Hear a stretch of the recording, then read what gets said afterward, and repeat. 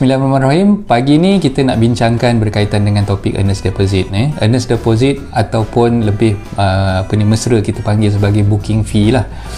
Booking fee ni biasanya bila tuan-tuan perempuan berurusan dengan perunding hartanah ataupun ejen hartanah untuk membeli rumah, biasanya kita akan diminta oleh pihak ejen hartanah tersebut untuk membayar booking fee.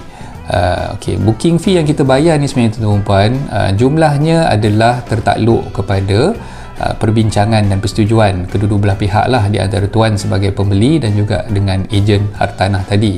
Tapi jumlah yang biasanya dikutip ataupun dikelek oleh pihak ejen hartanah adalah sebanyak 3%, 3% daripada harga jual beli yang tuan-tuan perempuan nak beli rumah tu lah. Katalah harga rumahnya RM200,000, maka tuan-tuan perempuan perlu sediakan sekurang-kurangnya RM6,000, 3% daripada harga RM200,000 tersebut. Lagi mahal harga rumah tu, lagi tinggi lah jumlah yang tuan-tuan perempuan perlu bayar. Dan ada juga sesetengah agensi yang mengenakan bayaran tax ataupun dipanggil dulu GST, sekarang ni dipanggil service tax lah. So GST ataupun service tax ni biasanya jumlahnya adalah 0.18%, tambahan daripada 3% tadi tu ada 0.18%. jadi keseluruhan jumlah yang tuan-tuan perempuan nak bayar untuk earnest deposit ataupun booking fee tadi tu adalah berjumlah 3.18%. Tak semua agensi yang buat macam tu. Ada agensi yang hanya mengkedakkan tuan-tuan perempuan membayar 3% sahaja. Ada juga setengah agensi yang mengenakan bayaran 3.18%. So isunya kat sini sekarang tuan-tuan perempuan, kenapa perlu ada earnest deposit? Itu yang saya nak ceritakan pada pagi ni. Dan apa sebenarnya tujuan pihak ejen ataupun perunding hartanah tersebut meminta kita untuk membayar earnest deposit sebelum kita memuktamadkan perjanjian jual beli bersama dengan peguam lah. Booking fee ni sebenarnya adalah langkah awal, langkah pertama bila tuan-tuan perempuan nak beli rumah. Tuan-tuan perempuan perlu menandatangani booking form ataupun biasanya lah dalam agensi ni dipanggil sebagai OTP, offer to purchase, ataupun ATP, agreement to purchase, ataupun LOP, letter of purchase. Jadi semua ni dimudahkan takrifannya, kita panggil semua itu sebagai booking form lah. Jadi ada bermacam-macam nama, ada bermacam-macam jenis booking form yang tuan-tuan perempuan akan nampak bila tuan-tuan perempuan berurusan dengan ejen-ejen hartanah. Dan sebenarnya semua tu sama je, dokumen-dokumen tersebut namanya berbeza, tapi sebenarnya dokumen tu intipati ataupun kandungannya adalah sama. Tapi tuan-tuan perempuan jangan risau berkaitan dengan bayaran earnest deposit tersebut. Tuan-tuan perempuan sebenarnya bukannya membayar lebih daripada harga jualan yang telah dipersetujui. Katalah tadi harga jualannya RM200,000, maka yang tuan-tuan perempuan bayar 3% ataupun 3.18% ni tadi, bukannya on top of RM200,000 tu, dia adalah sebahagian daripada harga belian yang tuan-tuan perempuan beli rumah tersebut daripada ejen. So maknanya kalau dah bayar 3% pada ketika tuan-tuan perempuan sign booking form ataupun earnest deposit tu, dibayar kepada agensi hartanah, maka tuan-tuan perempuan hanya perlu menyelesaikan baki harga jualan tersebut. Bukannya on top of RM200,000 tadi kena bayar 3% ataupun 3.18% tu untuk tambah pula harga jualan rumah tersebut. Tidak, no such thing. So tuan-tuan perempuan jangan risau, semua tu bila dikira-kira, dicongak-congak, end up tuan-tuan perempuan hanya perlu membayar kepada penjual jumlah harga jualan yang RM200,000 tadi itulah. So tak ada bayaran tambahan ataupun mungkin ada hidden charges dan sebagainya. Alright. So kepada tuan-tuan perempuan yang mungkin masih tertanya-tanya kenapa earnest deposit tu dikenakan, ini adalah bertujuan untuk yang pertama sekali untuk pastikan yang tuan-tuan perempuan bukannya seorang pembeli yang tidak serius dalam urusan jual beli hartanah tersebut lah. So untuk memastikan yang tuan-tuan perempuan komit ataupun betul-betul nak beli rumah tersebut, jadi pihak agensi akan mengenakan bayaran earnest deposit tersebut untuk secure tuan-tuan perempuan betul-betul nak beli rumah tersebut lah. Kalau misal kata kita tak agensi tak kenakan bayaran earnest deposit dan tuan-tuan perempuan boleh booking main sign booking form tanpa membayar apa-apa, maka itu akan menyebabkan kebarangkalian tuan-tuan perempuan tak jadi nak beli rumah tu akan berlaku lah. Jadi itu tujuan utamanya untuk secure anda sebagai pembeli, untuk mengelakkan anda menjadi seorang joy buyer lah. So itu istilah yang paling mudah nak mengelakkan kita daripada jadi joy buyer. Kita main-main, kita just booking, sign booking form, tabung membayar apa-apa, end up kita tak ada apa-apa komitmen ke atas apa yang kita dah sign tu tadi. Jadi bila kita lari dan sebagainya, kita tak jadi nak beli rumah tu, kita batalkan penjualan rumah tersebut, dan ini mengakibatkan berlakunya kerugian dari segi masa dan juga usaha yang telah dijalankan oleh pihak ejen hartanah yang servis kita tu tadi. Okey, so itu yang pertama. Yang kedua, tuan-tuan dan puan, untuk komit juga, ataupun untuk memastikan juga pihak penjual tidak main-main bila dia nak menjual rumah tersebut. Okey, tadi kita cerita pasal pembeli. Pembeli tak boleh nak main-main bila dia dah bayar earnest deposit. Dia dah rasa dia dah ada tanggungjawab untuk menyelesaikan ataupun untuk memuktamadkan pembelian rumah tersebut. Okey, sama juga dengan pihak penjual. Bila dah collect earnest deposit tersebut, pihak ejen akan memastikan penjual tu bukannya joy seller. Tadi joy buyer, ni kita cerita pula pasal joy seller. Penjual tu tak boleh nak main-main, kata tak jadilah saya nak jual rumah ni, saya pula rumah ni saya nak bagi ke anak saya lah, saya pun rasa macam ada sentimental value pula kat rumah ni kan. So tiba-tiba dia kata dia tak nak jual pula.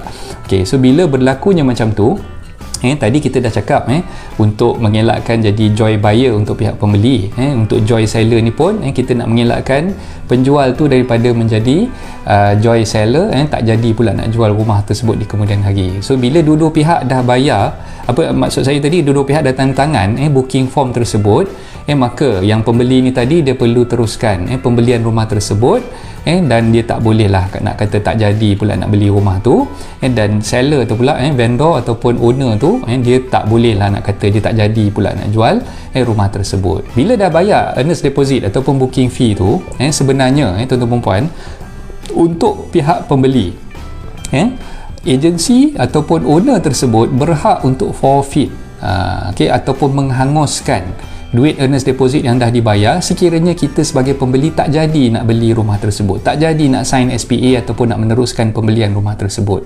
Okey, maknanya duit earnest deposit yang dah dibayar tadi tu boleh dihanguskan. Jadi tu yang saya kata, komitmen di pihak kita sebagai pembeli, itu yang mustahak. Kita nak beli rumah ni bukan main terjah macam tu saja, bukan hari ni rasa-rasa macam berkenan, esok lusa rasa tak berkenan pula. So bila dah beli rumah tu, pastikan yang kita betul-betul nak sign booking form, nak bayar earnest deposit tu kita serius, memang betul-betul kita nak beli rumah tersebut, barulah kita menandatangani booking form dengan ejen dan membayar earnest deposit. Sama juga datangnya dengan pihak penjual. So bila joy seller, bila dia nak jual tiba-tiba tak jadi pula nak jual, okey, apa yang dia perlu buat sebagai penjual ni, sebagai vendor ni, sebagai owner rumah tersebut, vendor ni perlu membayar ganti rugi sebanyak jumlah yang sama yang telah pun dikutip oleh agensi hartanah tadi. So maknanya kat sini tuan-tuan puan, analoginya begini, kita sebagai pembeli kita dah bayar 3% earnest deposit kepada agensi hartanah. Okay, agensi hartanah pun dah depositkan duit tersebut, dah masukkan dalam akaun stakeholder dia sebagai pemegang amanah. Okay, dan pihak penjual pun dah tanda tangan booking form menyatakan persetujuan dia untuk menjual rumah tersebut kepada kita.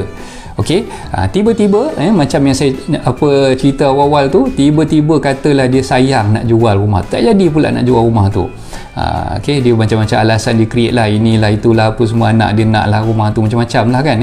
Dia tak jadi pula nak jual. Okey, so apa yang agensi hartanah boleh buat berdasarkan terma yang terkandung di dalam booking form tersebut? Penjual perlu membayar ganti rugi sebanyak 1 kali ganda daripada apa yang telah dibayar. Maksudnya kat sini, duit deposit yang dah dibayar 6,000 tadi tu, agensi perlu pulangkan balik kepada pembeli. Sebab owner yang tak jadi nak jual ni, ceritanya sekarang ni owner yang tak jadi nak jual, so agensi perlu kembalikan duit 6,000 sebagai deposit 3% tadi tu kepada pembeli. On top of that, penjual kena bagi ganti rugi tu kepada agensi sebanyak jumlah yang sama, iaitu RM6,000 juga. Ini sebenarnya dia punya kesan ataupun consequences sekiranya kita sebagai penjual nak batalkan, tak jadi pula nak jual rumah tersebut. Jadi jangan sewenang-wenangnya kita iklankan rumah tu, kita minta ejen uruskan penjualan rumah tu, dalam hati kita ni masih lagi ada terdetik rasa sayang kat rumah kita tu, dan kita rasa macam 50-50 lah, nak jual ke tak nak jual, nak jual ke tak nak jual, kan kesian bang, kesian dekat ejen-ejen rent-rent yang iklankan listing kita, bawa buyer daripada jauh dan sebagainya. Bayangkan berapa banyak masa yang dah dibazirkan, berapa banyak tenaga yang dah dicurahkan untuk memastikan duit untuk iklankan. Bukannya murah sekarang ni, iklan kat mudah dan sebagainya, semua tu kena duit tuan-tuan perempuan semua. Jadi nasihat saya kepada para penjual ni, pastikan bila kita nak jual rumah tu, kita pasti memang betul-betul kita nak jual, baru kita lantik ejen, baru kita iklankan rumah tersebut, barulah orang kata apa, kita teruskan dengan orang kata apa, proses untuk mendapatkan booking dan sebagainya daripada bakal-bakal pembeli yang berminat lah. Bila kita nak buat bila kita nak sign booking form, kita biasanya akan maklumkan kepada ejen hartanah ataupun real estate negotiator tu tadi yang kita punya persetujuan untuk membeli rumah tersebut adalah tertakluk kepada kelulusan pembiayaan perumahan yang kita mohon dengan pihak bank. Okey, ingat terma ni, kita akan nyatakan kepada ejen ataupun pada real estate negotiator tu tadi yang pembelian rumah ni adalah tertakluk kepada kelulusan pembiayaan kita dengan pihak bank. Maka bila kita dah cakap macam tu, kita minta pihak ejen tadi untuk masukkan terma tambahan di dalam booking form tersebut. Kita minta ejen tulis apa yang kita minta tu, kita pastikan dia catatkan di dalam booking form tersebut. Okey, pembelian rumah ini adalah tertakluk kepada kelulusan pembiayaan perumahan yang diperolehi oleh pembeli sebanyak 90% daripada harga jual. Kita minta dinyatakan, tak kisahlah dalam bahasa Melayu ke dalam bahasa Inggeris ke, tak kisah. So maknanya maksud yang kita nak sampaikan di dalam booking form tersebut memang jelas menyatakan bahawa kalau misal kata loan kita tidak diluluskan, maka pembelian tersebut akan automatically terbatal dan duit earnest deposit yang dah dibayar tu perlu dikembalikan balik kepada kita sebagai pembeli. Okey, so itu yang perlu dinyatakan dan perlu dimaksudkan. Kita pastikan, kita nyatakan benda tersebut dan kita minta ejen ataupun rent tadi masukkan di dalam booking form tu untuk memastikan hak kita terbalance. So saya harap apa yang saya sampaikan ni tuan-tuan puan-puan boleh sampaikan pula maklumat tersebut kepada rakan-rakan yang lain supaya mereka juga faham lah apa yang saya dah terangkan tadi. Sebab tu saya daripada awal tu saya minta tuan-tuan puan-puan sharekan, Encik Alami sharekan supaya mereka juga boleh dapat sedikit sebanyak manfaat daripada apa yang saya kongsikan. So itu saja daripada saya pada pagi ni. Assalamualaikum warahmatullahi taala wabarakatuh. Bye.